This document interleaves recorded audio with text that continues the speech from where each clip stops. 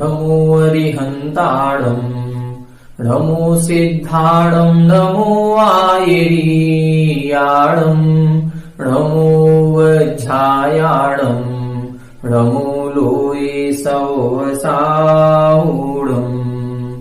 तज्जयति परम् ज्योतिः समम् समस्तैरनन्तपरयायै दर्पणतलेव सकला प्रतिफलति पदार्थमालिका यत्र। 1008 मूलनायक आदिनाथ भगवान की जय। द्वासांग जिनवाणी माता की जय। आचार्य श्रेष्ठ आचार्य गुरुवर श्री 108 अमृत चंद्र स्वामी महाराज की जय। आचार्य श्रेष्ठ आचार्य गुरुवर श्री 108 विद्यासागर जी महाराज की जय। जगत पूज्य निर्यापक श्रवण मुनि पुंगव श्री 108 सुधा सागर जी महाराज की जय। समस्त मुनि संघ की जय। तज्जयति परम ज्योतिः समं समस्तैरनन्तपरयायै दर्पणतलेव सकला प्रतिफलति पदार्थमालिका यत्र। परमागमस्य जीवम् निषिद्धजात्यन्धसिन्धुरविधानम् सकलनैर्विलसितानां विरोधमथनं नमाम्यनेकान्तम्। लोकत्रयैकनेत्रं निरूप्य परमागमं प्रयत्नेन अस्माभिरुपोद्ध्रियते विदुषां पुरुषार्थसिद्ध्युपायोऽयम्। मुख्योपचार विवरण निरस्तदुस्तर विनेय दुर्बोधः व्यवहार निश्चयज्ञः प्रवर्तयन्ते जगति तीर्थम्। निश्चयमिह भूतार्थम् व्यवहारं वर्णयन्त्यभूतार्थम्। भूतार्थबोधविमुखः प्रायः सर्वोऽपि संसारः। अबुधस्य बोधनार्थम् मुनीश्वरादेशयन्त्यभूतार्थम्। व्यवहारमेव केवलमवेति यस्तस्य देशना नास्ति। माणवकेव सिंहो यथा भवत्यनवगीतसिंहस्य व्यवहार एव हि तथा निश्चयतां यात्यनिश्चयज्ञस्य। व्यवहार निश्चयौ यः प्रबुध्यतत्त्वेन भवति मध्यस्थः प्राप्नोति देशनायः स एव फलमविकलं शिष्यः। अस्ति पुरुषश्चिदात्मा विवर्जितः स्पर्शगन्धरसवर्णैः गुणपर्यय संवेतः समाहितः समुदयव्ययद्रव्यैः। परिणममानो नित्यं ज्ञानविवर्तैरनादिसन्तत्या परिणामानां स्वेषां स भवति कर्ता च भोक्ता च। सर्वविवर्तोत्तीर्णं यदा स चैतन्यमचलमाप्नोति भवति तदा कृतकृत्यः सम्यक् पुरुषार्थसिद्धिमापन्नः। जीवकृतं परिणामं निमित्तमात्रं प्रपद्य पुनरन्ये स्वयमेव परिणमन्तेऽत्र पुद्गलः कर्मभावेन।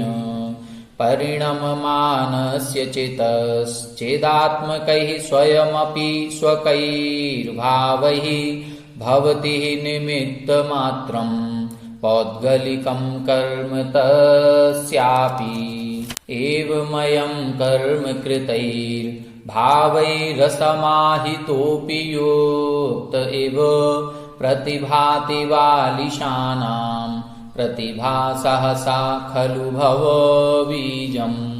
विपरीताभिनिवेशं निरस्य सम्यग्व्यवस्य निजतत्त्वं यत्तस्मादविचलनं स एव पुरुषार्थसिद्ध्युपायोऽयम्। अनुसरतां पदमेतत् करन्दिताचार नित्यनिरभिमुखा एकान्तविरतिरूपा भवति मुनीनामलौकिकी वृत्तिः बहुशः समस्तविरतिं प्रदर्शितां यो न जातु गृह्णाति तस्यैकदेशविरतिः कथनीयानेन बीजेन यो यति धर्ममकथयन् नुपदिशति गृहस्थधर्ममल्पमतिः तस्य भगवत्प्रवचने प्रदर्शितं निग्रहस्थानम्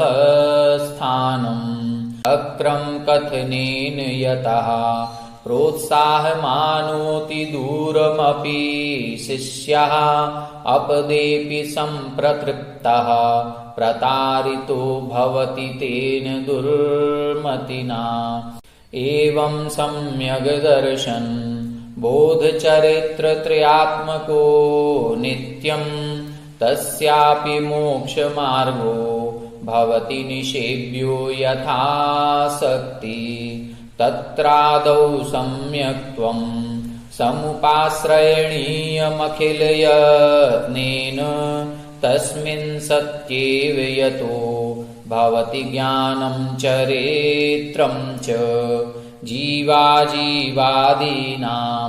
तत्त्वार्थानां सदैव कर्तव्यम् श्रद्धानं विपरीता विनिवेश विविक्तमात्मरूपं तत् सकलमनेकान्तात्ममिदमुक्तं वस्तु जातमखिलज्ञैः किमु सत्यमसत्यं वा न जातु संकेति कर्तव्या एह जन्मनि बिभवादीन्यमुत्र चक्रित्व केशवत्वादीन् एकान्तवाददूषित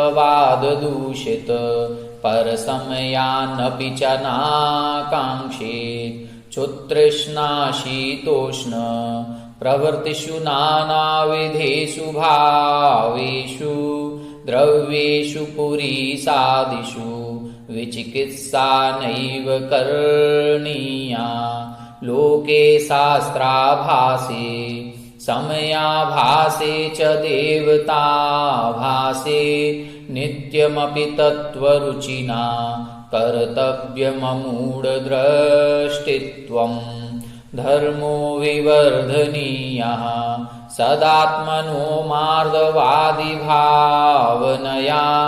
परदोषनिगूहनमपि विधेयमुपब्रह्मन् गुणार्थम् कामक्रोधमदादिषु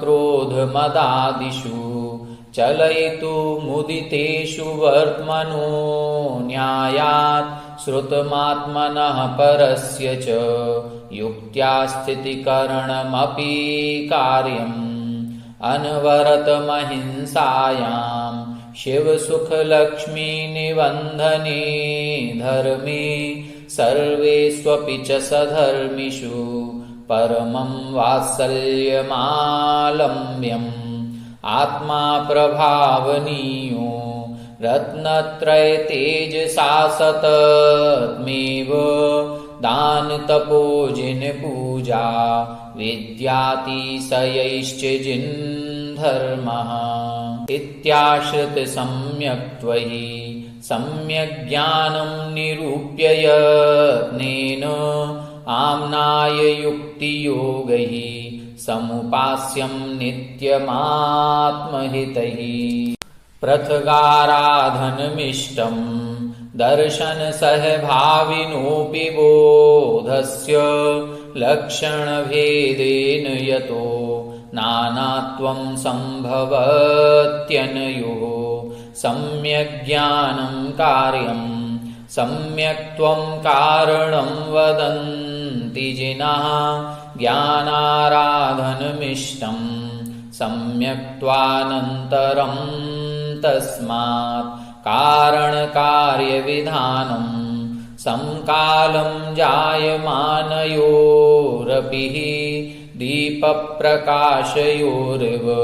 सम्यक्त्वज्ञानयोः सुघटम् कर्तव्योऽध्यवसायः सदनेकान्तात्मकेषु तत्त्वेषु संशयविपर्ययानध्यवसाय विविक्तमात्मरूपं तत् ग्रन्थार्थो भयपूर्णम् काले विनेन सोपधानं च बहुमानेन समन्वित मनिः नवं ज्ञानमाराध्यम् विगलित दर्शन मोहैः समञ्जसज्ञानविदित तत्त्वार्थैः नित्यमपि निःप्रकम्पैः सम्यक् चारित्रमालम्ब्यम् न हि सम्यग् व्यपदेशं चरित्रमज्ञानपूर्वकं लभते ज्ञानानन्तरमुक्तं चारित्राराधनं तस्मात् चारित्रं भवति यतः समस्तसावज्ययोगपरिहरणात् सकलकषाय विमुक्तम् विशदमुदासीनमात्मरूपं तत् हिंसातो नृतवचनात् स्तेयादभ्रमतः परे ग्रहितः कार्ष्ण्यैकदेशविरतेस् चारित्रं जायते द्विविधम् निरतः कार्ष्ण्यनिवृत्तौ भवति यतिः समयसारभूतोऽयम्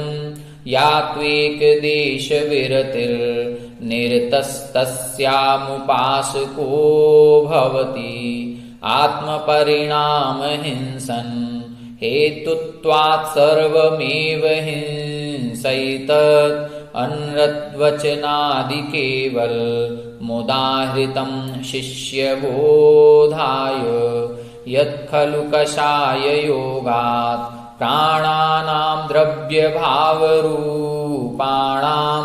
व्यपरोपणस्य करणं सुनिश्चिता भवति सा हिंसा अप्रादुर्भावः खलु रागादीनां भवत्यहिंसेति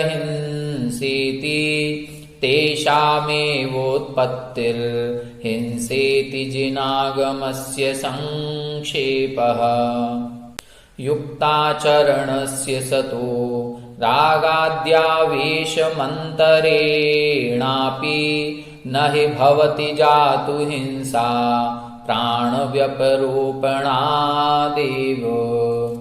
व्युत्थानावस्थायां रागादीनां वस्प्रवृत्तायां म्रियतां जीवो मा वा धावत्यग्रे ध्रुवं हिंसा यस्मात् स कषायः सन् हन्त्यात्मा प्रथममात्मनात्मानं पश्चाज्जायेत् न वा हिंसा प्राण्यन्तराणान्तु हिंसायाः विरमणम् हिंसा परिणमनमपि भवति हिंसा तस्मात् प्रमत्तयोगी प्राणव्यपरोपणं नित्यं सूक्ष्मापि न खलु हिंसा परवस्तु निबन्धना भवति पुंसः हिंसायतन निवृत्तिः परिणाम विशुद्धये तदपि कार्या निश्चयमवुध्यमानो यो निश्चयतस्तमेव संश्रयते नाशयति करणचरणं सावहि कर्णालसो बालः अविधायापि हिंसां हिंसाफलभुग्भवत्येकः कृत्वाप्यपरो हिंसां हिंसाफलभाजनं न स्यात् एकस्याल्पा हिंसा ददाति काले फलमनल्पम् अन्यस्य महाहिंसा स्वल्पफला भवति परिपाके एकस्य सैव तीव्रं दिशति फलं सैव मन्दमन्यस्य व्रजति सहकारिणोरपि हिंसा वैचित्र्यमत्र फलकाले प्रागेव फलति हिंसा क्रियमाणा फलति चक्रतापि आरभ्य कर्तुमकृतापि फलति हिंसानुभावेन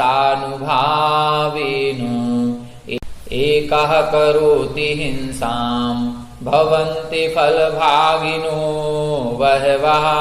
बहवो विदधति हिंसां हिंसा फलभुक् भवत्येकः कस्यापि दिशति हिंसा फलमेकमेव फलकाले अन्यस्य सैव हिंसा दिशत्यहिंसा फलं विपुलम् हिंसा फलमपरस्य तु ददात्यहिंसा तु परिणामे इतरस्य पुनर्हिंसा दिशत्यहिंसा फलं नान्यत् इति विविधभङ्गगहिने सुदुस्तरे मार्गमूढदृष्टीनां गुरवो भवन्ति शरणं प्रबुद्धनयचक्रसञ्चारः अत्यन्तनिशितधारं दुरासदं जिनवरस्य नयचक्रं खण्डयति धार्यमाणं मूर्धान् झटिति दुर्विदग्धानाम् अवबुध्य हिंसा फलानि तत्त्वेन नित्यमवगूहमानैर्निजशक्त्या त्यज्यतां हिंसा